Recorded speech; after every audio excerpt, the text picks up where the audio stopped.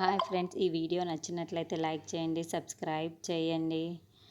పాపని తీసుకొని వచ్చి, ఇదిగో బావ ఆ పాపని తీసుకొని వెళ్ళిపో అని చెప్పేసి మురళీకృష్ణకి ఇస్తూ ఉంటుంది. ఇంతలో అక్కడున్న మురళీకృష్ణ మాత్రం చాలా థ్యాంక్స్ దివ్య అని చెప్పేసి పాపని ఎత్తుకొని వెళ్ళిపోతూ ఉంటాడు. ఇంతలో అక్కడున్న పద్మావతి వాళ్ళ అమ్మ ఉయ్యాలలో ఉన్న పాపని ఎత్తుకుందామని చెప్పేసి తన దగ్గరికి అక్కడికి వెళ్తూ ఉంటుంది.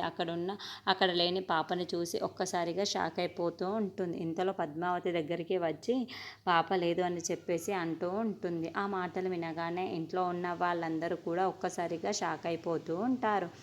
ఇంతలో పాప ఎక్కడ ఉందా అని చెప్పేసి వెతుకుతూ ఉంటారు.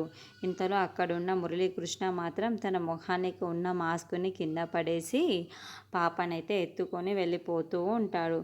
అది చూసిన పద్మావతి మాత్రం, సారు అక్కడ చూడండి మాస్క్ ఉంది అంటే ఆ మురళీకృష్ణే మళ్ళీ మారు వేషంలో వచ్చి పాపని ఎత్తుకు వెళ్ళాడు అని చెప్పేసి అంటూ ఉంటుంది. ఆ మాటలు వినగానే అక్కడున్న విక్కీకి చాలా కోపం వచ్చేసి మురళీకృష్ణ కోసం వెతుకుతూ ఉంటాడు.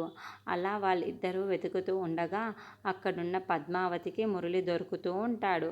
పాపని మర్యాదగా ఇచ్చేస్తావా లేదంటే నిన్ను చంపేయమంటావా అని చెప్పేసి పద్మావతి అంటూ ఉంటుంది. ఆ మాటలు వినగానే అక్కడున్న మురళీకృష్ణ మాత్రం, ఏంటి నన్నే నువ్వు చంపేస్తావా, చూసుకుందాం రా అని చెప్పేసి వాళ్ళిద్దరు అలా గొడవ పడుతూ ఉంటారు.